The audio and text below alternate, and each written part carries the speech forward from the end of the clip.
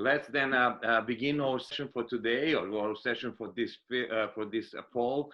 I would like to welcome all of you on behalf of the Center of the Study of Europe. With this session, we will kick off the fall series of discussions, and I'm glad to welcome among us Kim Scheppele to share her views on development, very interesting development in Belarus. My name is Vesko Garcevic. I'm professor of the practice of International Relations and Diplomacy at the Padi School of Global Studies. I served as a diplomat for 26 years. I come from the part of the world Kim knows relatively well, or very well. I'm from the Balkans. I know that she spent years living in Hungary and even teaching at the Central European University there. So then I somehow feel her being close to my part of the world. As I said at the beginning, I would like to welcome Kim, and I'm glad to have you with us today to share your views on the development in Belarus. Kim Scheppele is the Laurance Rockefeller Professor of Sociology and International Affairs in the Woodrow Wilson School and the University Center for Human Values at Princeton University. Her work focuses on the intersection of constitutional and international law, particularly in constitutional systems under stress. And I see one of those systems in Belarus right now.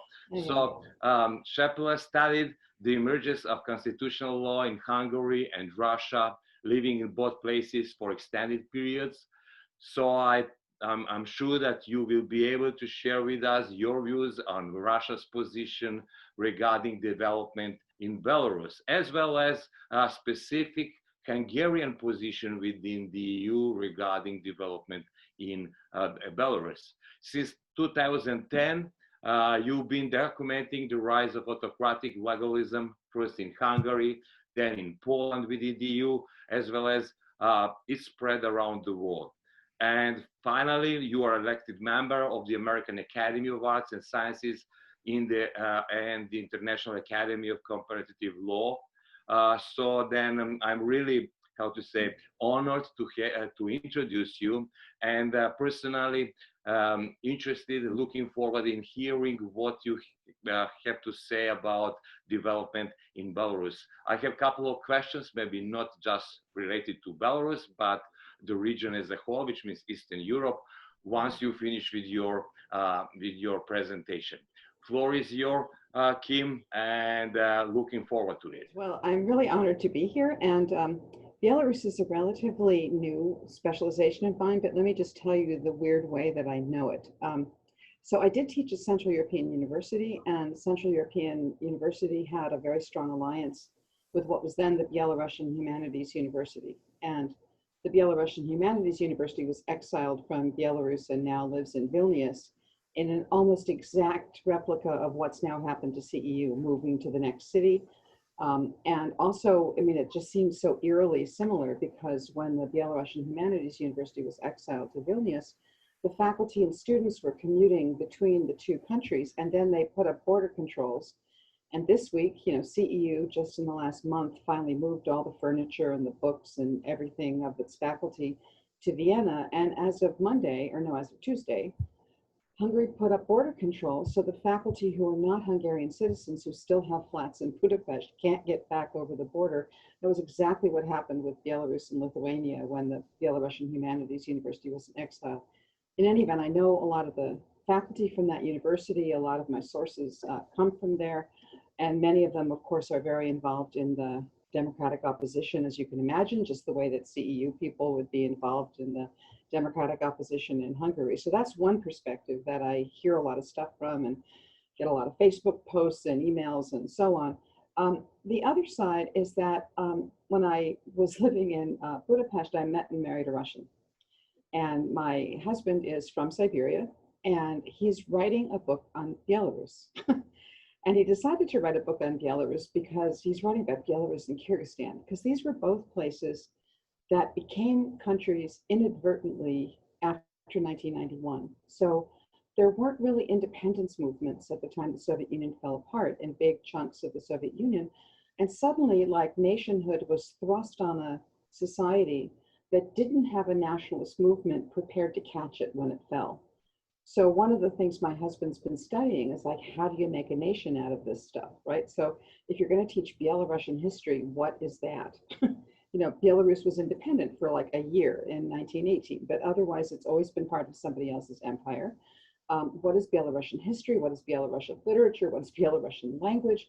And so one of the things he's been documenting is like the creation of a Belarusian language, which used to be Pidgin Russian, Pidgin Ukrainian, Pidgin Polish, and now it's becoming a language he can't understand as a Russian speaker, for example. So he's been in there documenting a lot of this stuff. And of course, since all the protests have emerged, I watch Russian television and then I get all the news from European sources. So there are different versions of this event that are not easy to square with each other because the Russian news is really different. It reports on events like, for example, what the EU is doing that you can't find on any EU website. So I'll tell you about some of that because part of what's going on here is also a battle for hearts and minds. So what I did, because the pictures are so irresistible and I can't help but use pictures, is I prepared some slides with pictures. And so if this is okay with you guys, I thought I would sort of give you a little bit of a narrative of just what's happened in the last month and sort of who some of the players are and what's happened. And the title tells you something, which is that they weren't planning a revolution when all this stuff happened. And it's not so clear to me now that it's a revolution yet.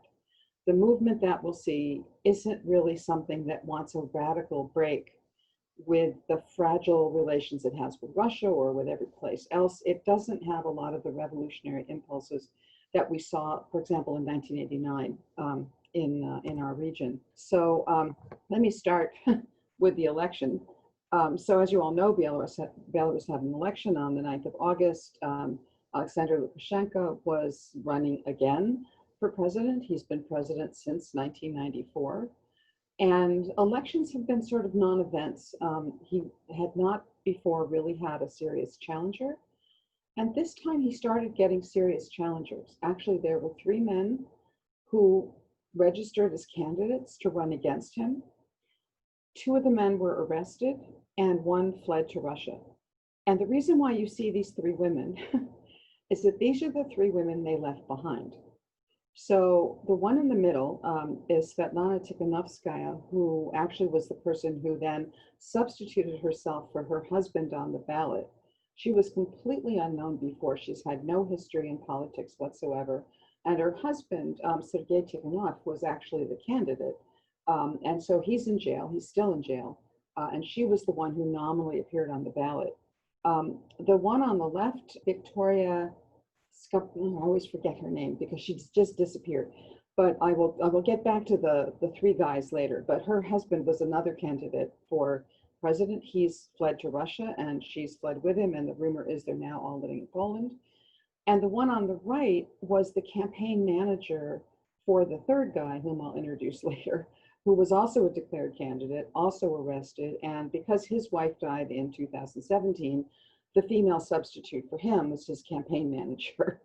So the 3 women were all kind of stand-ins, and they hadn't really been political figures. And this picture is very famous. So just notice the heart and the fist and the victory sign, because that will come up later. So this was the famous picture. All of the opposition united behind voting for Tikhanovskaya as just a blank, as a placeholder. Her only campaign promise was that if elected, she would promise almost immediate free and fair elections by releasing all the political prisoners and allowing them to run.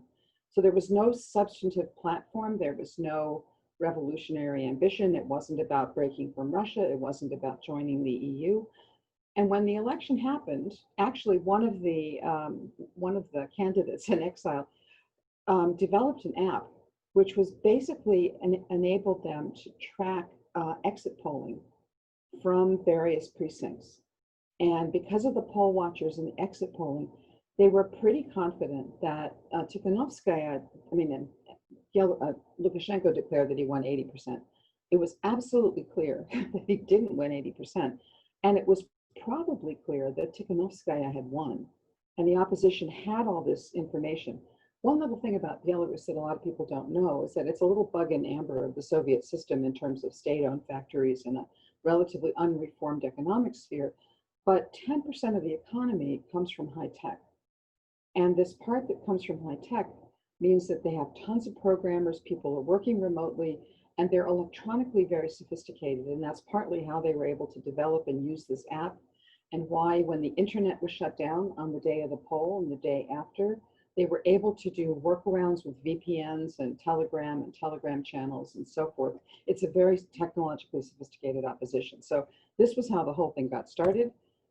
Immediately thereafter, the three women declared victory, upper left, and then there were massive protests as people went out to the streets to kind of claim the victory.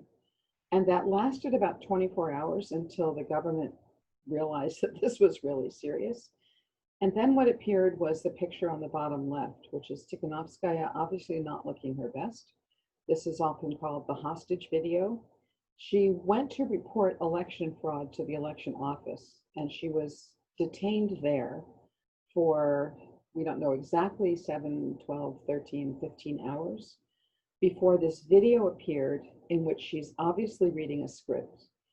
And she says to all of her supporters, it is time to go home. And then she disappears, and she reappears in Lithuania. Later information showed that she was driven to the border by the military police and let go in Lithuania. So this was August 11th.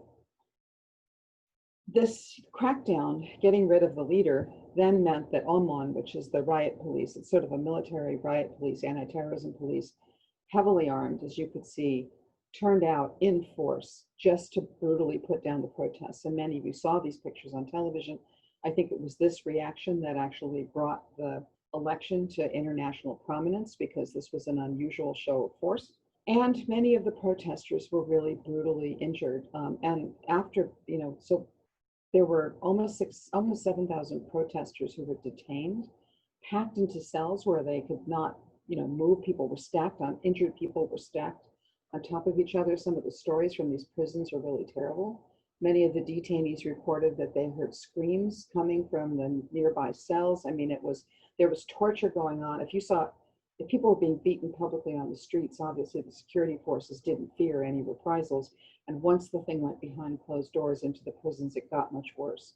And so, there are all of these pictures of people coming out. I mean, just hundreds and thousands of people coming out with bruises like this. And so this generated a huge international outcry. You can see Amnesty got involved in another number of human rights groups, but none of these groups really had a presence there because Belarus has been really cut off from all of these kind of international organizations. What happened? Well, Lukashenko was kind of shamed into pulling back the riot police because, how to put it, nobody liked what he had done. And what would have been, an uncontroversial, another rigged election became an international incident. And so what happened was that the opposition, against the wishes of Tikhanovskaya, right, who's saying stand down, because remember, her husband is in prison. And I'm sure when they were threatening her, that among the things they were threatening was doing something to her husband. And he has not been seen since, so we don't really know what his condition is. The other two women who remained called for a demonstration. And this was the streets of Minsk in a few days after the election. There have been these Sunday protests like ever since the elections. And, it's a little hard to count, but the organizers were saying there might have been 100,000 that first Sunday. This last Sunday, the estimates were 250,000. So the protests are growing, and like every single Sunday, now they're actually protesting downtown. So this was like out where they thought it would be harder to get cornered by the riot police. But now they're actually marching downtown. So a couple of things about how to read the symbols at the protest movement. So the first thing is that which flag to use, I pulled off some Belarusian protest website. So the flag on the left is the official flag of the Belarusian government, and the flag on the right is what the protesters are using. It's actually, it's very similar to the Polish flag because, of course, Belarus and Poland used to be the same country along with Lithuania. And so this is that legacy flag that all the demonstrators are now using. And so white and red have become the symbol of the revolution. And you see here, you even see an elderly woman with a white scarf and a red jacket standing on her. And you just see it like everybody's dressed in white and red. And this little symbol up here, I told you those women would reappear. If you remember that initial picture, let's go back and show you that initial picture. There's the heart and the fist and the victory sign. And this has now become the symbol of the protest from that photograph. And so you'll see those three symbols, and that will tell you that, you know, this is the political opposition. So women, so why did Lukashenko allow Tikhanovskaya to run? Like her, you know, all the guys were in prison. The guys, as we'll see in a minute, are all serious people.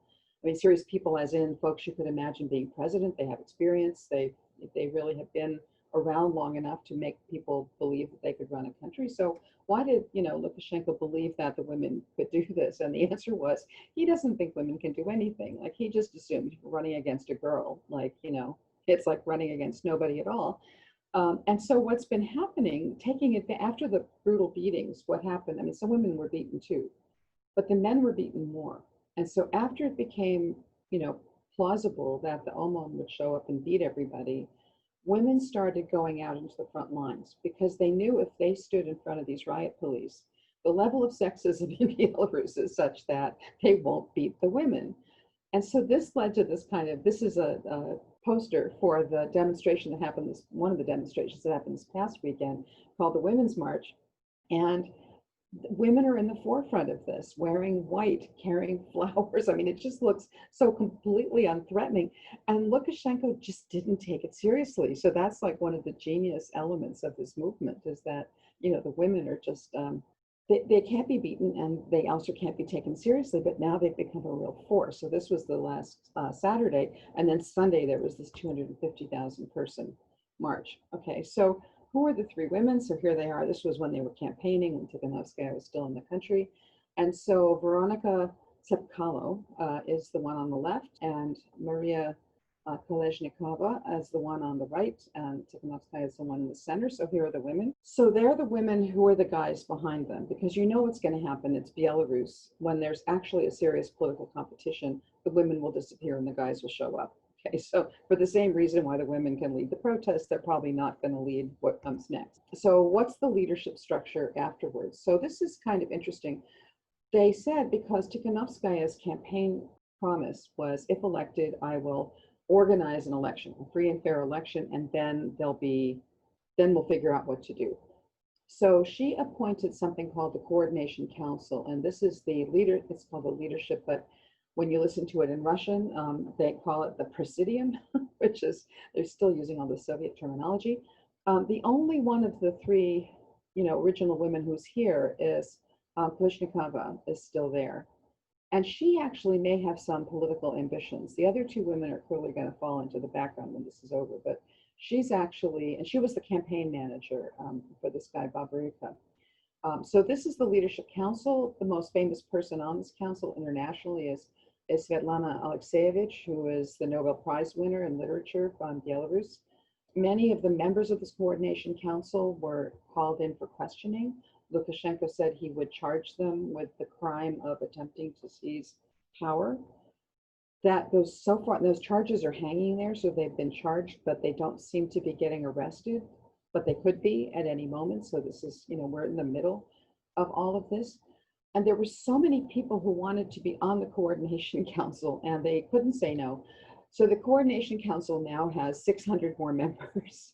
So it will be an unwieldy, unworkable thing, but there were lots of people who didn't want to be left out. And so it's a little bit of an ungainly structure. And you could see that they didn't quite think this through. You know, it's like the dog that catches the bus, the dog that barks, you know, chasing the bus, like what does he do when he catches it?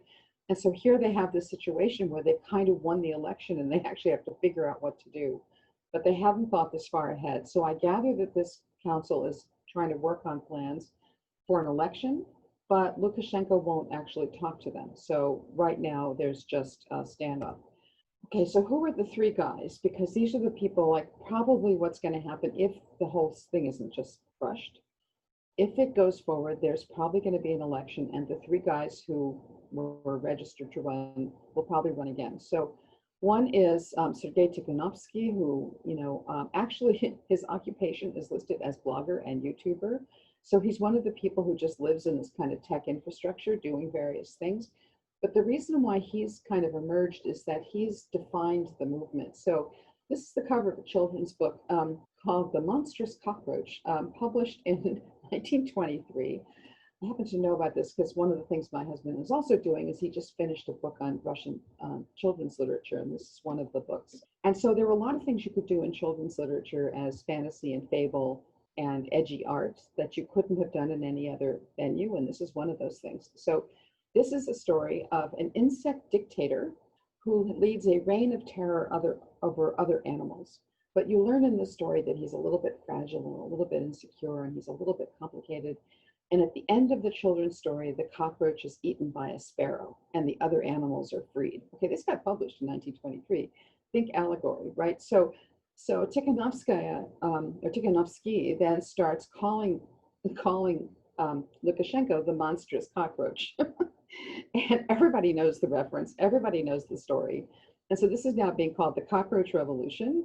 Or there's another instance in which Tikhanovsky said, well, you know, maybe what we should do is crush the cockroach with a slipper, like a woman's shoe, right? And so it's also being called kind of the slipper revolution. And so, but, you know, so he's the guy who does all the iconography, basically, is Tikhanovsky. The other two guys who were presidential candidates who, you know, faded into the background now, is this guy on the left is Viktor Babarkia, whom I can't even pronounce his name because he hasn't even been much in the news, but he's an interesting guy. So he made a fortune being the head of this thing called, well, you can see in the middle, there's Gazprom, okay? The way that Belarus has been able to survive economically is that Russia sells oil and gas to Belarus at a deeply discounted price. And then in Belarus, they have all these oil refineries where they refine the oil and sell it on at market prices to Europe. And that gap between what Russia sells them the oil for and what they can sell it for after refining has made Belarus like a middle income country with a Soviet style economy, which is one reason why we haven't had a revolution before. Okay, so what comes with Gazprom is all the apparatus of Gazprom, including the Belarusian Gazprom Bank, which is what this is. And this guy was the managing director of that bank, made a fortune, and then kind of got out of the business and started this children's charity more than 10 years ago. And now he kind of has this image as a philanthropist. So, you know, he's kind of laundered his image from being like a grubby, like oil and gas guy into being somebody who, and he, for example, he created a publishing house that's published all of Alexeyevich's work. It translated Alexeyevich into multiple languages. People claim that that's the reason why she could win the Nobel Prize, because finally everybody could read her literature. So he kind of has a good reputation, right? And he's run something big and serious, and he could potentially run a country. So he's one guy. He's now in jail. The other guy who, you know, who is running for president is this Valery Tsepkalo, and he's sort of an entrepreneur. So weirdly, he has a PhD in international law, which I feel like I must mention in this audience. And he actually has a career in sort of diplomacy. He served as Belarusian ambassador to the US. He's held a number of diplomatic posts. He's worked in the foreign ministry. And in particular, he's the guy who founded this Belarus high-tech park, which is the place where all of these, you know, the center of the high-tech industry in Belarus is, you know, it's like the Silicon Valley of Belarus. And he's the guy who set it up. Okay, so he was also running for president, and because of his international connections, he saw what was coming and he fled to Russia, and now I gather is living in Poland. So you can imagine an election run with these guys as candidates would not be a crazy election. This is very different than, you know, what happened in a lot of East Central Europe after the changes, when you had folks whose major occupation was dissident, academic, you know, somebody who had never been allowed to run anything.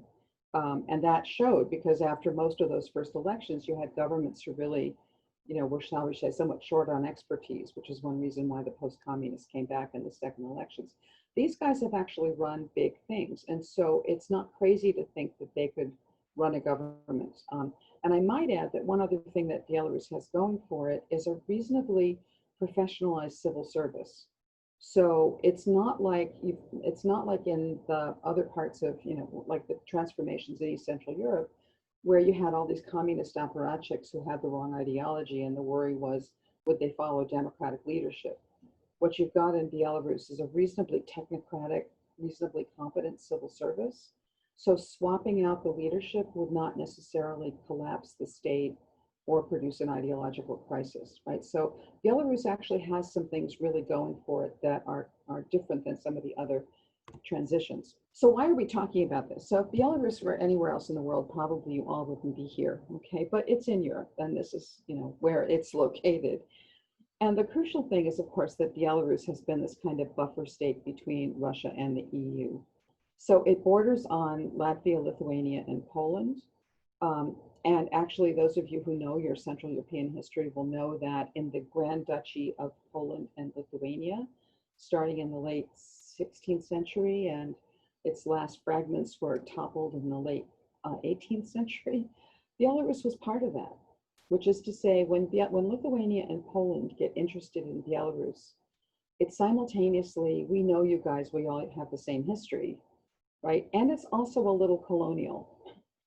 So there's that history that it makes it not a neutral relationship, and Latvia has basically said nothing, which is to say that's not where the overlap was.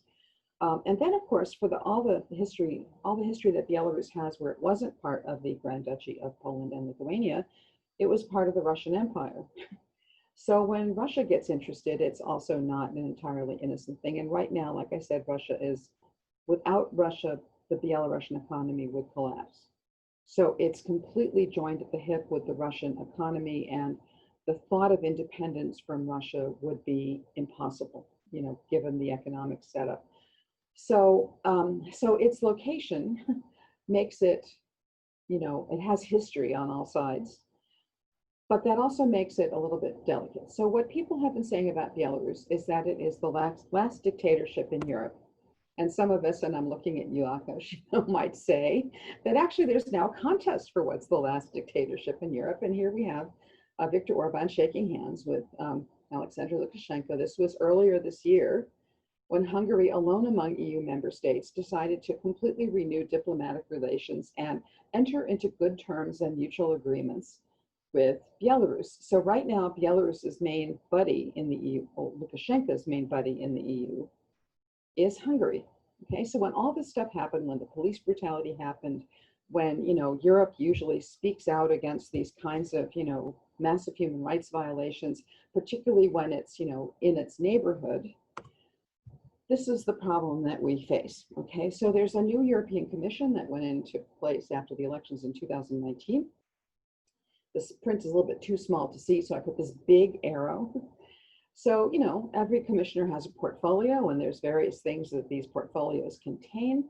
And the portfolio that Belarus is in is the portfolio called Neighborhood and Enlargement, which is to say all the states in the vicinity that might want to join the EU, and all the neighbors that are, contiguous to the EU. So Belarus falls in that portfolio. And it just so happens that that portfolio at the moment is occupied by Oliver Várhelyi, who is the Hungarian commissioner. That was Hungary's first choice of portfolio, and Ursula von der Leyen was so generous that she gave that portfolio to Hungary. And a lot of us said at the time that Hungary got this portfolio, really? You expect Hungary to enforce European values in all the neighboring states and to, guard the accession criteria, which Hungary itself is now massively violating? A lot of us thought that was a bad idea.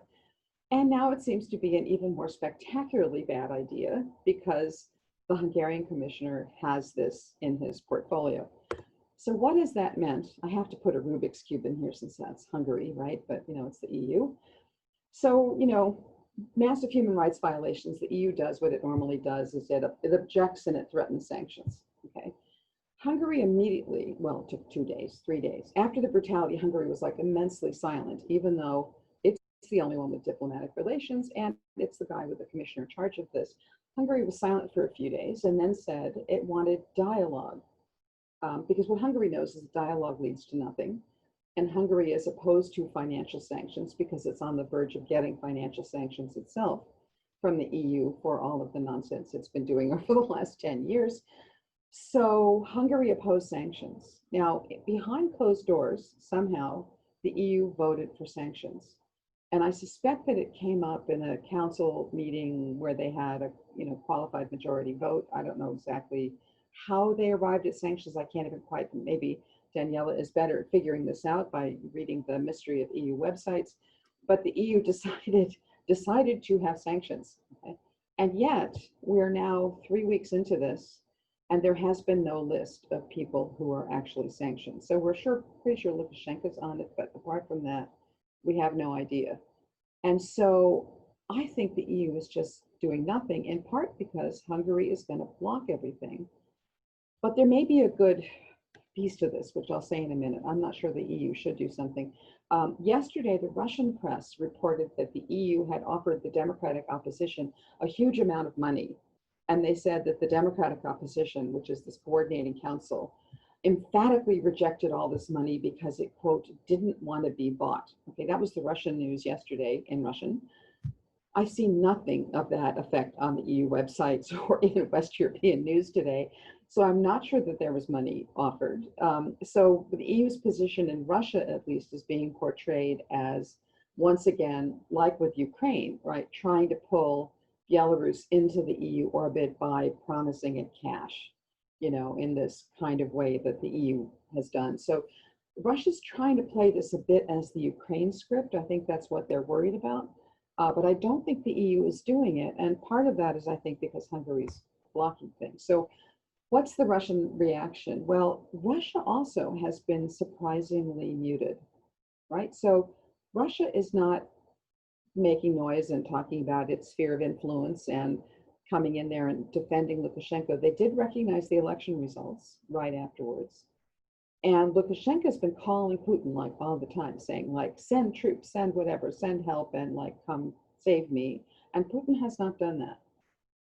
Putin did, so there is an agreement, a defense agreement signed right after the collapse of the Soviet Union between Belarus and Russia that says if Belarus is invaded by a foreign power, Russia will come to its defense. And Putin gave one small, statement in which he said that agreement is still valid, and if Belarus is invaded by a foreign power, they will defend it, which is partly a warning to the EU, but the EU wasn't going to invade it anyway, nor was NATO. So Russia's been standing down. Now, Foreign Minister Lavrov has objected to the EU sanctions, one statement, but what's kind of surprising is just there's not much, right, coming from Russia. Russia has really stood down, has kind of tamped down the tensions, and is not going in there and smashing heads. So the question is, what we have now is a standoff, right? So the Coordination Council is apparently trying to prepare for a new election. Lukashenko is not standing down. The riot police, this week actually, the riot police went out and arrested a bunch of foreign journalists, and then they arrested some more people and banged heads a little bit, and then they stood down. So it's sort of unclear which way the police and the military go if there's a standoff. The military kind of, these riot police look like they're with Lukashenko, but they look like the kind of guys who just want to bang heads. So what does the Belarusian opposition want? So the first thing that's so interesting about this is that, like, none of those three guys that I talked to you about before had a platform when they ran.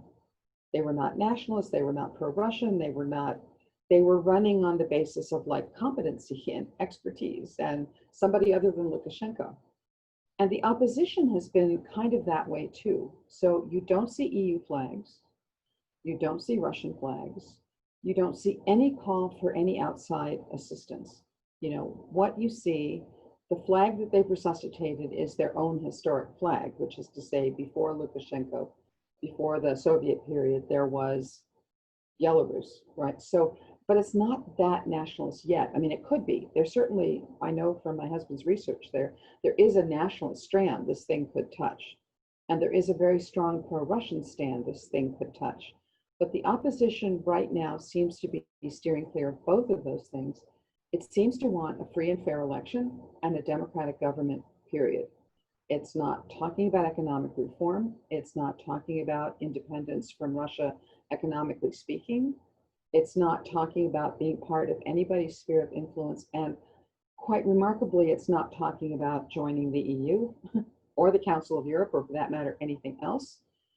So what all of that means, I think, is that the Belarusian people, this was was 2 weeks ago, the Belarusian people want to decide it for themselves. And right now, I think the smartest thing to do is to let them do it, right? To stay out of it. I think the EU should not go in there and volunteer all kinds of help that it's not being asked for. And what I'm hoping desperately, although we just don't know this, is that there's some communication between the EU and Russia that would, have a kind of mutual hands-off while this is going on. Because right now they've got serious candidates if they can get to a free and fair election. If Lukashenko could stand down without more violence, you see a path forward that would be more evolutionary than revolutionary, that would leave a lot of things in place and wouldn't shake up its geopolitical position. And that may be actually the best thing for everybody. So next week it could all be different, but that's what I know for now. So that's that. Hi, so everyone, and thank you, Kim, for a characteristically splendid tour de force through the situation. It does generate many questions, as you say. Not Russia, not the EU. This is not the typical alignment. Let's start with Professor Garcevich's questions, and then we'll continue the conversation. Vesco, please. I have actually many questions, but I will limit myself to two of them. And I think that I will cover at least some of interests that my colleagues have. Picking up on what you said about Russia and Russia's like a relatively benevolent approach to the development in Belarus. And also given the position of the main opposition leaders that you eloquently explained. What do you think? Do you think that Russia actually doesn't want to extend helping hand because they believe that given the dependence of Belarus on Russian economy, a new leadership, a weak new leadership, will be even more dependent on Russia than a strong authoritarian leader like Lukashenko, and they play on that card? That is my first question. The second is related to the EU. I think the EU and its approach to Belarus is to be put in a broader context of the EU-Russia's relations and the EU role in Ukraine. As you well know, the EU is split over how to deal with Russia between hawks, who are like let's call them Baltics and Poland. Then some like friendly nations. You mentioned one. I will add to it: Czech Republic or Italy, and some like in the middle, like Germany. So, how do you see the trajectory? What do you think the EU can do? They even didn't come out with a list of people that will be under sanction, though they promised to do that in the middle of August. Definitely, they are not in a hurry to do anything. Yeah. So this is such a good question, and there is a bigger picture here that I didn't put in place. So one thing. So first on Russia. So obviously, what makes Putin really nervous is the thought that this could happen to him. And I think the fact that Navalny was poisoned just now is not a coincidence. I think Putin has been. We know that he's been panicked about all these color revolutions and all these things happening on his doorstep. So I think he's watching his flank. What I think you see is that he's going to crack down on the Russian opposition rather than trying to go into Belarus. I think he learned from Ukraine that this is dangerous for Russia to get involved. And besides, Ukraine had the possibility of breaking off from Russia economically because it was supported by the West, because its economy wasn't quite as dependent on Russia. Belarus is a complete vassal state economically to Russia. And I think Putin realizes that's enough. He doesn't have to do anything else to kind of maintain the control here, because if he cuts off the flow of oil and gas to Belarus, the economy just collapses. So he's got other levers. Putin's going to worry about the blowback on this at home, and hence Navalny, right? So I think that's Russia's going to take it internally and not try to export it. EU and Ukraine. I think one of the most disastrous things the EU has done is what it did in Ukraine. And Jose Manuel Barroso, after he stepped down as president of the commission, came to teach at Princeton for 2 years. So by now we're sparring partners, on many issues, and one of them is Ukraine. He was very proud of that. The EU, rather like the US, right, assumes that everybody would rather be us. And so the first time you see a democratic movement, it means you want to join us, right? Like, so bear hug, was kind of the reaction. And that was a disaster in Ukraine. The EU blundered into that, not understanding what the sensitivities were, not understanding. Anyway, don't get me started. I have another lecture on Ukraine, but the EU really badly messed up Ukraine.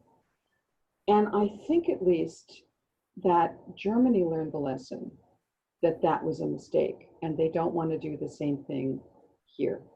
And the question is, and what I can't quite figure out is what they learned from Ukraine. Right? So part of the problem with the way that the EU handled Ukraine, this is sort of not that well known, but when the EU was negotiating this partnership agreement with Ukraine, this 1,200-page document, which I read all of at one stage, Article 7, there was a standard form partnership agreement that the EU insists on negotiating with all of its neighboring states. This is neighborhood policy. And a part of that agreement, Article 7 of the Ukraine agreement, promised deepening defense cooperation. And so far as I can tell, and from what I've heard from the negotiating parties on the Ukraine side, they were spending all their time in the meetings where Russia was present, by the way, in the Ukraine negotiations, talking about the economic relations. And Russia had agreed to an agreement with Ukraine where Russia could create its EU-light Eurasian, whatever it's called, the Eurasian Union, which was a similar trade agreement, and that Ukraine could be in both. And they spent a lot of time in the negotiating, figuring out how Ukraine could be in both trade agreements. The defense topic never came up until the partnership agreement was published. And then suddenly Russia saw that there was a defense component in the partnership agreement, and Russia exploded, and so did the Ukrainian government and everything. So the EU only has one speed in which it knows how to do these partnership agreements. And when you look at those standard partnership agreements, it's spectacularly inappropriate for Belarus. And von der Leyen may know that. This may be one of the, I'm not a fan of Ursula von der Leyen, but this is one occasion where, as former defense minister of Germany, she will know this, that this is the sensitive issue. So the EU would have to rethink how it does partnership agreements to have any kind of interaction with Ukraine, with Belarus, and they're just not ready for that. And frankly, von der Leyen can't multitask very well. She's got a lot of other things to deal with. This is not going to be her priority. So far, I think the EU is just letting it sit there. And this is where, ironically, the fact that the Hungarians' first reaction was to block it may have actually saved the EU from some hasty and catastrophic action blundering in where they didn't know what they were doing. Sorry, that's a long way around, but the EU is now taking inaction over action at every opportunity, and sometimes that's a good thing. Not with Hungary, but with Belarus. Akash? Thank you very much. This was really, really enlightening and very, very wonderful. Can you say a little bit about Lukashenko's social support? You talked about Russia. You talked about the special forces, but obviously he has to have some deeper support in Belarus. Well, it's not so clear he has deeper support. That's what's so interesting. Actually, I left out a big thing I should have said, which is after demonstration number 2, like after the second mass demonstration, all these state-owned factories went on strike, like in Grodno and these industrial cities. He showed up at one of these factories to be cheered on by the workers, which, that's the kind of thing he specializes in, is being cheered on by workers, and they booed him. And so I don't know if it's not like there's opinion polls in Belarus, right, that would really tell you where his support is. And the fact that there are these elderly women out on the balconies in, red and white, and all the industrial workers booed him. So Lukashenko finally gave a rally, and the only people who showed up were the security forces. And it was unclear whether they were there to guard him or to cheer. I mean, the script said like cheer, so they sort of did, but it's not so clear he has support, you know, but it's also not clear to the security forces that they have someone else to get behind yet, you know, so there's just this kind of, so anyway, Lukashenko's been resorting to personal self-help. Maybe he's been watching the protests in the United States.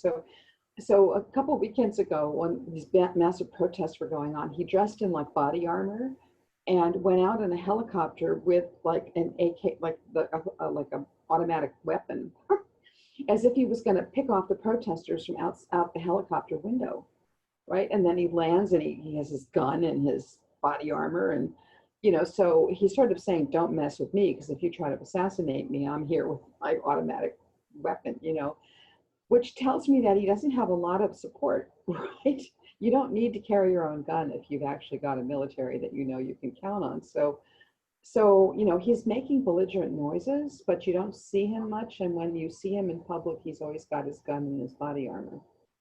So I'm not sure he's got social support, but in the absence of somewhere else to go, right? This is, I mean, we all know this from '89 too. I mean, the fact that there was a kind of organized roundtable was better than what they've got now. They don't even know who would show up. And Lukashenko keeps saying he has no one to talk to because he won't talk to any women, right? And there's women all over this thing. So if those guys were to come back, maybe he'd talk to them, but the guys are all in prison or, you know, in exile. So until there's a framework, there's nothing for anybody to do, and nobody knows who's working on the framework. So that's really where we're stuck right now. So it's a very delicate moment. I mean, things could tip in some catastrophic direction, but they also could go on for a while like this. You know, nobody's pulling the plug on the economy. They occasionally pull the plug on the internet, but you know, they can't pull the plug on the internet for very long, because it turns out that, you know, 10% of GDP is in the tech sector, and you can't just pull the plug on, you know, that big chunk of your economy. So anyway, so I'm not sure he has support is the answer. And I'm not sure he knows whether he has support. Yeah, by the time the grandmothers and the factory workers have given up on you, you know, that's your legacy vote, and that's your, you know, workers of the world unite and these state-owned factories, because they know that if there's going to be massive economic reform, their jobs are the ones that are going to get massively, you know, altered. And anyway, so I'm not sure he has any support, but nobody else does either. Yeah. Una Charnish and then Alia Guseva. Thank you. So I found this really interesting. I have two questions. Feel free to take on just one of them. So one is, you know, so you started the talk by talking about, oh, I'm from Belarus. Oh, so tell me if I've got any of this right and how many things I've mispronounced, please. I'll do this offline. Okay. Anyway, so my question is, you know, you started the talk talking about national identity in Belarus and how it's weak, you know, levels of nationalism due to its lack of independent statehood history. So I'm curious how you see this, you know, mattering, if at all, in the current situation. You know, does weak national identity matter for mobilization? For, you know, I can see why it would matter for foreign policy. I could see how it affects the content of the protests, the fact that they're not anti-Russian or pro-EU. But I wonder if it has any kind of independent implications for one, level of mobilization in Belarus, and two, maybe prospects for democratization in the long run.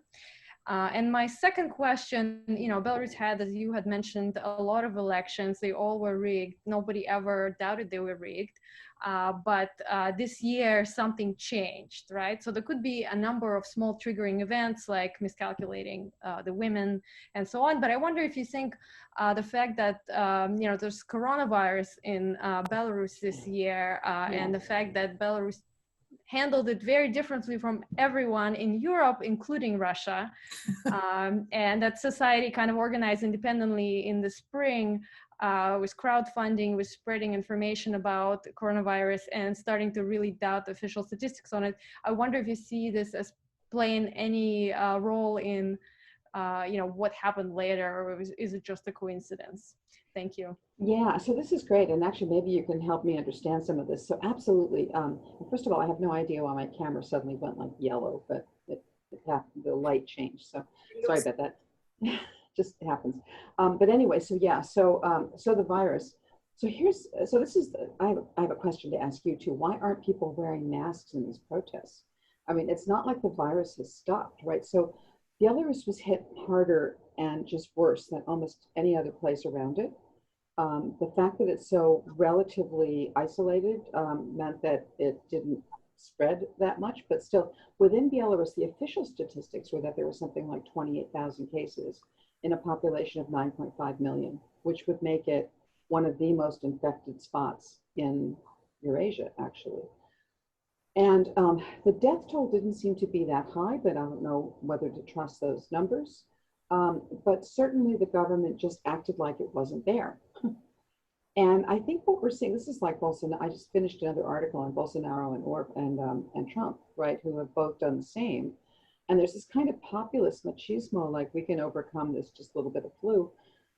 That also seems to have been what Lukashenko was doing. And so there was mobilization around that, and that may have been the infrastructure for all of this, because, it's, as we're all sort of discovering, that there are lots of things that populist leaders can hide or autocratic leaders can hide. And as long as things more or less go on and people find their ways to adapt, the thing just carries on.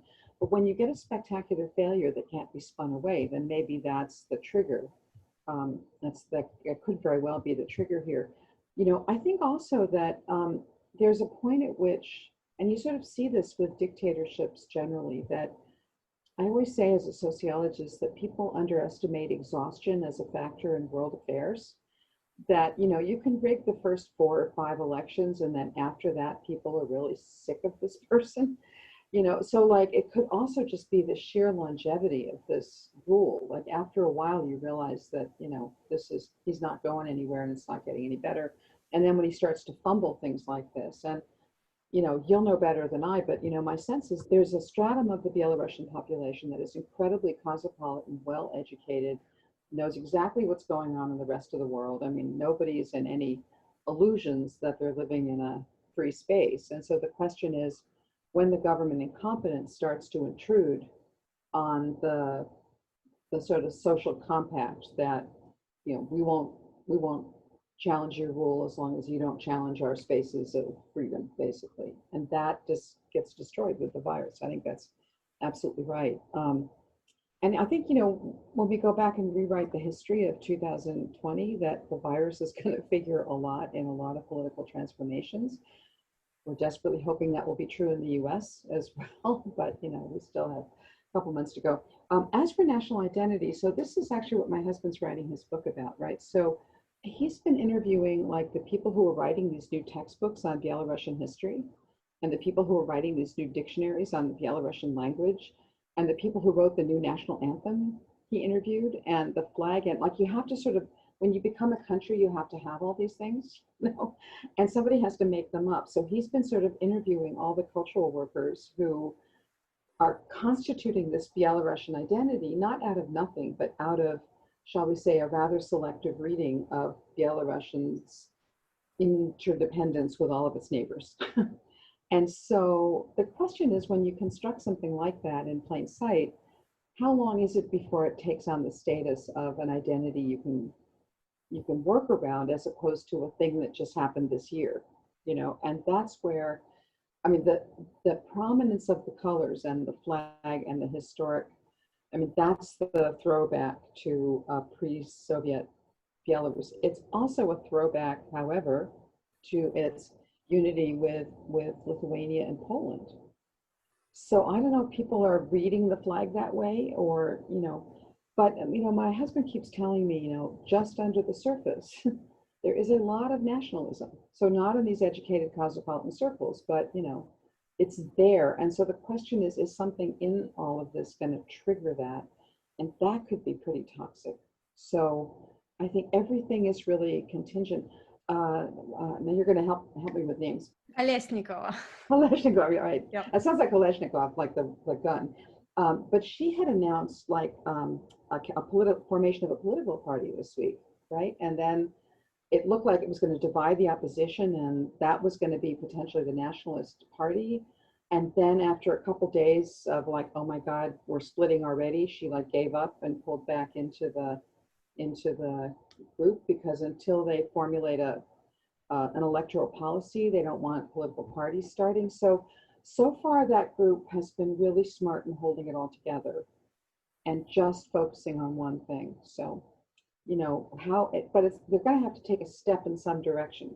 You know, when they get the framework, they're going to be parties. And then are they going to be enemies, or are they going to be friends? Or, you know, because none of those guys ran on a platform, right? When they were running before, they were running on, I am competent, I have done stuff, or I am clever. So anyway, I mean, this is in the middle. You know, a month from now, we'll say something different, but I would love to be in touch with you about this and hear what you're getting from your sources. So I couldn't follow all the Telegram channels, and I was sort of glued to Nexta videos whenever they went up and stuff like that. So you'll know better than I. Thank you, Kim. Alia, and then Carol. Thank you, Danielle. I just want to alert you also that there's a question in Q&A. Yeah. Okay. Okay. Yes. Thank you, Kim. It was very informative, and I don't know much about Belarus. I just read sort of the things here and there. But I have a question. I've actually looked something along the lines, who will next First Lady of Belarus may be, and there's actually a bunch of other sort of kinds of people, and I'm just wondering whether you can tell us a little bit more about what the elites are like. So for example, there are probably people, if the tech sector is 10%, there are probably some people that own something to do with tech that, wield some influence. Maybe there's some industrial sort of, groups that may be in some opposition. I mean, is there anyone else in this sort of seemingly flat kind of elite landscape? Yeah, well, I mean, this has always been the amazing thing to me about Belarus, and Volha can perhaps chime in on this. I mean, there is a really creative intellectual elite, that is tech-based, that is intellectual, that has read more books than any American academic that you've ever run into, that is just completely, I mean, the level of sophistication of the intellectual elite in Belarus has been, just remarkable. Now, the thing is, that's the group I know, and my husband knows a much broader segment of people, and he's been, reading the press there longer and so on. So the question is, what's below that level? And what I'm concerned about is that we're going to get the pattern that we see in almost every post-Soviet society, where there's an intellectual elite that is so much more sophisticated than the rest of the population, that eventually they stop being able to say anything to that population. That hasn't happened yet, because it's sort of like Lukashenko versus everybody else right now. But that's been the pattern that emerges in almost all the East Central European and post-Soviet states. And so that's when that happens. Like right now, all these differences are being submerged by the one big conflict. But once that one big conflict gets resolved, then there's going to be a bunch of division. And that's what where I don't know what's going to happen and what all the other groups are. I mean, there has been, but again, the one good thing about the way Belarus has been managed until now is that there is a competent civil service. There are people who have actually run state-owned factories that have not just run it according to party direction, but have had to actually learn some economics. This tech sector has generated a lot of individual entrepreneurs. So there are these sectors of people who have concrete expertise at running things that isn't totally dependent on the ideology of a party, for example. And those folks, I suspect, will be important in what happens next. So there were a couple of other questions, but should I take the one also in the Q&A? Sure, but then let's make sure to get to Carol. Let me take the one in the Q&A, and I'll come to Carol. So there's this meeting today between. So Lukashenko was in Moscow today. I missed that. I was writing slides. Yeah, was he there? It's possible. What Lukashenko is ready to pay in exchange for support, what will be the outcome? So I don't know. All of these discussions are behind closed doors, and I'm not a very good criminologist in this regard. I mean, my general view about Putin, which is a little unusual, but comes from living there and working. I worked at the Constitutional Court and therefore met a lot of people working in the presidential administration when I was there. And Putin is very, he plays weak hands well, and he thinks long term. And my guess is that he doesn't want this to be Ukraine. And that in order for it not to be Ukraine, he probably realizes that a peaceful transition politically that doesn't produce, an ungainly, unruly democracy, as long as the economy is under Russian control, will be something he can live with. That's what my guess is. And, I don't think Putin any longer has an investment in keeping Lukashenko there. Because if Lukashenko doesn't have any support, it will turn into Ukraine. There'll be Maidan, there'll be, all of that. So I think there's actually a way to kind of get out of this by just sidelining Lukashenko, having, something that looks like a free and fair election. And that's why I said it's not a revolution, right? That just having a rotation of power at the top may be enough for the opposition, and it may be enough for Russia. So that's my guess. And Putin does have the power to cut off the oil and gas, and then that's it for Belarus. But then he's got a worse mess on his hands, so he's not going to do that. I don't know if that answers, but I'm not a mind reader about Putin, but I do think that he's going to try to tamp this down, and if necessary, swap out Lukashenko for somebody else he can work with. These other guys, by the way, the reason why I mentioned their backgrounds is that, with the exception of Tikhanovskaya, so not Tikhanovskaya, but Tikhanovskov, he's sort of the creative wild card. Okay, the other two are well-known people who have played ball with this government forever, and they're independent-minded, but they know how things work, right? So I think both of them would not be threatening to Moscow. But they would be a real change in Belarus, so maybe that's where this is going. Thank you. You sort of touched on part of what I was going to ask you about. It seems to me that, to go back to the question about nationalism, that the last thing that Putin would want would be to stoke a real Belarusian nationalism that would then be against Russia in any way, shape, or form. So what I'm wondering is whether or not the appropriate analogy is not Ukraine, but maybe something like Armenia, where Pashinyan actually negotiated with the Russians before he came to power. It was a peaceful transition. They call it the Velvet Revolution. And now Russia is very strongly backing Armenia again against Azerbaijan. So I wonder if somehow, as you said, a free and fair election, a free election anyhow, or something that looks free, that would bring somebody else to power other than Lukashenko, would indeed sort of placate the Russians, prevent them from having to actually send in little green men or whatever, but nothing that would disrupt both the economic piece and the fact that Belarus belongs to the CSTO and the Eurasian Economic Union, et cetera. Right. Well, so Armenia wasn't entirely a smooth transition.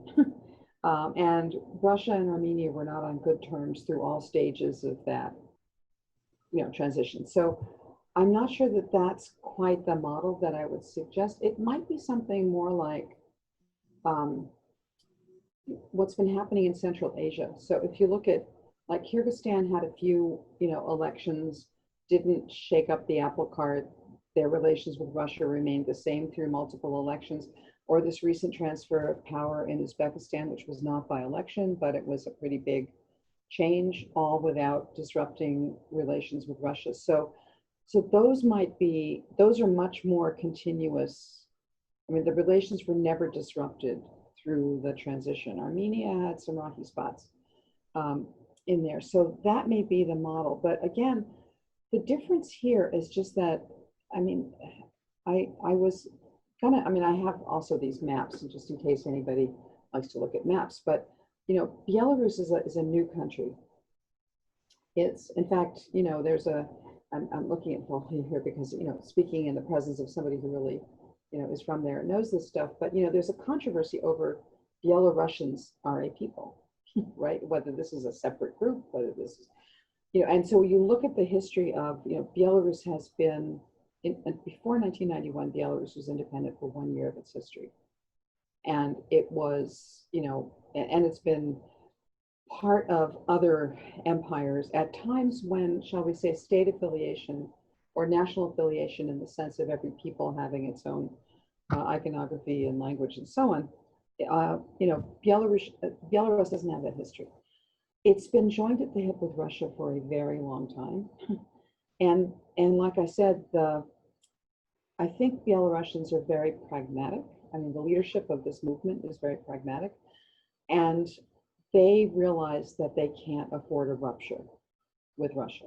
So, so I think the transition is going to be a lot smoother than we've seen, in the southern parts of Russia's sphere of influence, and much more peaceful, I think. But, I'm really guessing, and every time I talk to my friends from Belarus, like they know what they hope for. But what actually is going to happen is not something that I think anybody knows, because Lukashenko's not talking to the opposition. The opposition is, and there's also a problem with the opposition getting its act together. So for a while, they were talking to each other, like, now what do we do? And they didn't really have a unified front, and they still don't really have a big public presence yet, and they don't have a plan. So, this is really I keep saying this over and over again, this is just a moment when, a lot of different things could be happening, and we don't know what's going to happen. But I think there are a lot of parties who have an interest in it not blowing up, including the opposition. And that I suspect there'll be some peaceful resolution that will be less than a revolution. We have a question from Elizabeth Wood. Ah, good. Ah, there you are. Sorry, I'm a Russian historian at MIT, colleagues with Volya and Carol, but I'm not a Belarusian expert at all. And what strikes me interesting is the parallel with 2011 in Russia, when, just as Volya said for Belarus, the Russians knew that the elections had been tampered with for centuries, not centuries, but since 1991. But then the rage over wanting to have real politics, I think, came to the fore. If Medvedev and Putin were going to just switch places, then where's the politics? And everybody else gets to have politics. How come we don't get to have politics? How come we don't get to have a choice? After all, in Russian, the word for election is choice. So I'm wondering if this question of Belarusian nationality, I want Volya to jump back in again, because I want to hear her perspective. It seems to me, I'm not sure that it has to be a nationalism that causes people to coalesce around an opposition. It seems to me that it can be, a European identity, that they're sitting there, they've watched the polls rise up, they've watched, who's the rich, Maidan. So it seems to me that's more important than nationalism. But I also had a question that's quite, sort of red herring away from what you did, but I'm curious whether your sources, you've been following news in Belarus, in various places, if there's any more news about the Wagner troops. Most people dismiss that whole little episode just before the election as, oh, they were on their way to God only knows where, with what passports, etc. So it doesn't matter. I still wonder about the symbolism of them being there, the symbolism of them being arrested. Any takes on that weird little moment? I'd be very curious to hear. Yeah, it was, so for those of you who didn't follow it, so Lukashenko and Putin have been, progressively falling out for the couple of months before the election. And one of the things that Lukashenko did was to arrest, 33 people, accusing them of being Russian spies. And it was a very strange set of episodes, but it was part of a larger program in which Lukashenko, perhaps in the run-up to the election, was weirdly distancing himself from Russia. Like, nobody in Belarus was demanding that he distance himself from Russia, right? The Russians are friends. So that was just weird, okay? But what it did was it teed him up to get slapped around by Putin after the election, right? Which is to say that they were not on the best of terms when suddenly Lukashenko wanted Putin to come to his assistance, and Putin's been quite happy to have him dangled for a while. So I do think that whole kerfuffle, that happened before the election, I'm not sure what Lukashenko thought he was doing with it, because it wasn't an election appeal, so far as I can see, in Belarus. And it has given Putin kind of the excuse to stand back and not immediately rush to his defense. So I think Putin's kind of given up on him. And I think if they've been meeting today, which Evgenia's question indicates, then I bet they're discussing, what vacation home Lukashenko can be parachuted out to. I would not be at all surprised if he just disappears, and then there's something else. But Voya, what do you think? You're in the middle of this, I'm sure. Well, I've been thinking about this a lot. So my sense is that with national identity and nationalism, what is really important for Belarus is simply that people agree on the identity, whatever that is. So in particular, people are okay with speaking Russian, but they believe they're different people, and they identify Belarusian as their native language, even if they don't speak it at home. So they would probably mind, let's say, if someone instituted a policy of Belarusian as the only national language, but as long as they're two, they're okay. I think that they are not strongly anti-Russian or pro-EU, and importantly, it doesn't differ very much between East and West. So I think that in that sense, that's what helps people stay united, because earlier the opposition was divided amongst themselves, but importantly, some of opposition candidates had very kind of nationalistic, anti-Russian, often heavily Christian and Belarusian language only positions, which did not resonate with the population, right? And Lukashenko benefited by having this more kind of civic identity, where he emphasizes that we are an independent country. For example, he was careful not to allow Russian military base in Belarus just a year ago, because people were really opposed to that, but also toes a certain line with Russia, keeps the customs union. A lot of people work in Russia, they're happy with this lack of border, as long as Belarus remains independent. Now, whatever that really means economically, that's a different question. But I think that this lack of internal division means that once people get really frustrated about one leader like Lukashenko, they can, all get behind need for change. So to me, that's maybe respect where it does matter. And if I can ask you another question, like if they get to the stage of having a free and fair election, which is my view of the optimistic scenario, but I don't think it's crazy to imagine it might happen. And suppose these three guys become the candidates again. Will those divisions reemerge, do you think, if in a campaign between them? That's a great question. I hope they won't. My sense is Babarika is kind of the most, popular among them. Yeah. So, if they have to compete against Lukashenko, I think they will maybe ally, but it's very hard, it's very hard to predict right now. But in a way that the important thing that in terms of platforms, they weren't particularly different, right? So I would say Tikhanovsky was the more kind of populist candidate going around the regions, but I think all of the candidates could agree on something. And I think previously opposition was divided simply because there was no chance of winning anyway, and there was a lot of Western support for kind of founding your own party, competing, and doing certain things that, it made sense to be in politics, but you would be in it not to win elections. But actually, if any of these guys got elected, they'd probably be not bad, right? I mean, that's what I was kind of impressed by as I went through and tried to figure out who they were and what they'd done, that, these are all they would be credible candidates in any serious democracy.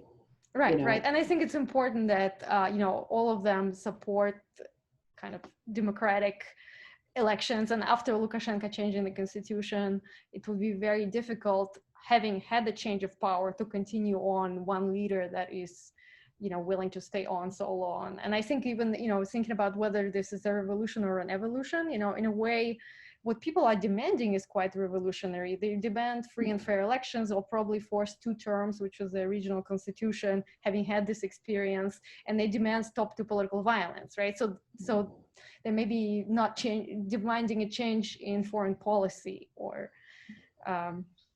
even economic structure. Right, or economic structure, yeah.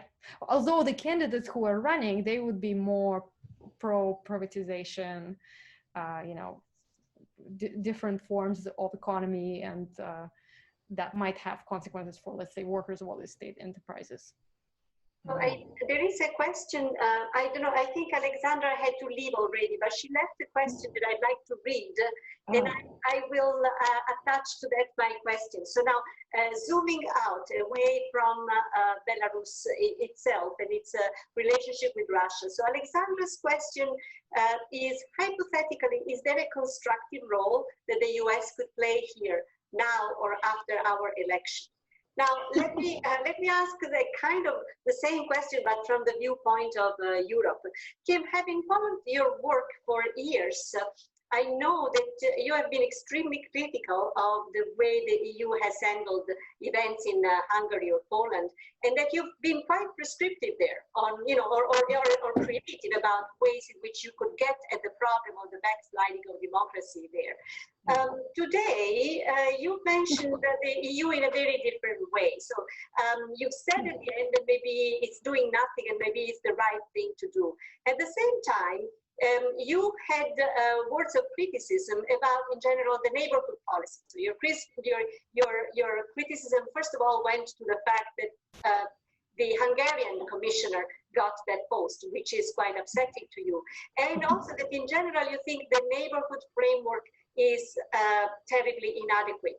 Can you expand a little bit more on that? So putting this episode of Belarus in the larger picture of the neighborhood policy towards the east. Yeah, so this is tricky. So first, the case of Hungary and of Poland in the EU are different than the cases outside, right? Because when you join the EU, I mean, what makes the EU distinctive as an international organization is that countries give up the right they would have in other international organizations to engage in self-help if agreements break down, right? So essentially what the EU blocks are measures by one member state against another. So if a member state has failed to live up to the basic principles and goals of the organization, then the other member states are disabled from acting against it by EU law. And if the Commission isn't enforcing EU law everywhere, then it leads to these problems that we're now seeing. There was a Dutch court actually that today again refused to ask the ECJ whether it should honor a European arrest warrant request from a compromised judiciary in Poland, right? So there's a lot of things about the EU that fall apart if member states don't have independent judiciaries, don't have democratic governments, et cetera, because the EU is built on them. So from the EU standpoint, it has a very different interest in the countries inside and the questions outside. The ones inside means the EU can't function. The ones outside are a different matter of foreign policy. Okay, now, that said, and in fact, a lot of us have complained that the EU has been more eager to support democratization in the countries outside than inside. So when the EU decided to get very involved in Ukraine, it weighed in on the side of the so-called democratic opposition. I think not really understanding what it was doing, but it was way more interested in enforcing all these norms in Ukraine than it was enforcing these norms in Hungary at the time. And that was just a total puzzle, right? So this is the EU, like the US traditionally, although not at the moment, believes that it also stands as a model for other countries and stands for the support of democratization over other forms of government, et cetera, et cetera. So the question is, what does that mean concretely for how the EU treats these places? So here's my worry about the neighborhood policy in the countries outside. I think what we learned from the Ukrainian episode is that the EU wades in when it doesn't fully understand the local situation. And in the name of democratization, it often rides over or overrides certain parts of this democratic population that it's purporting to honor, right? So when the EU waded in and essentially took the Ukrainian as against the pro-Russian side in a Ukrainian internal fight, that was a huge mistake. And that was actually not a step forward for democratization in Ukraine, because there was a whole part of the population that felt excluded by this. This was why you had political violence that was not ended with, that was actually exacerbated in many ways by the EU agreements. So So I worry about outside close contact with democratization, where the outside power, and this includes the US as well as the EU, essentially takes sides in an internal political fight because it believes one side is democratic and the other side isn't. If you're going to have a democracy, everybody in that society is going to have to participate, including the people who drag their feet on democratization, and including the people who may have, shall we say, rather more than friendly relations with neighboring powers as well. Like, you can't just deem some people to be the Democrats and not the others and think you're supporting democracy in a country, right? And I believe this also, I think this is true with Hungary and Poland, which is that I think, all of us have got to figure out what to do with Fidesz and peace when this stuff is, over, or as we're trying to cope with it. And I'm worried if the EU tries to go in and, like this thing that was reported on Russian television this morning, which I think was false, that the EU offered to give a lot of money to the domestic opposition in Belarus. Okay, now it's too early for that. If there is going to be a free and fair election, I think the EU should do whatever it can to ensure a free and fair election, given that everybody's on board. But until this standoff between Lukashenko and the democratic opposition is resolved, I think it would be a bad idea for the EU to weigh in on that debate, because in fact, if Lukashenko still has supporters, you need them to be part of whatever this democratic moment is. And if they feel like some foreign force has come in and excluded their side of it, that's not going to be very easy. So that's sort of a long rambling answer, but the basic idea is I'm now less sanguine about external influence in democratizing countries. Partly because it hasn't been markedly successful, and it's created new problems. And usually the outside powers are responding to a kind of current event and a charismatic development without really understanding the deeper history of the place. So I'm kind of hoping everybody stands down and lets the Belarusian opposition figure this thing out. And if it's a matter of, the army coming in and squashing protests, then yes, absolutely, the international community needs to say something about that. Or if Lukashenko just, refuses to deal with the fact that his population has risen up against him, then, so there's a bunch of moments where you could imagine that the international community has to say something. But right now in the standoff, I think the best we can all do is, watch closely and be supportive of something that will move them forward toward a change of leadership without external interference. The prospect of a buffer zone sounds amazing. A self-governing buffer zone between Russia and the EU sounds wonderful. We can formally thank everybody for participating, and then we linger on in an unrecorded setting for a more intimate discussion at the end. Thank you so much.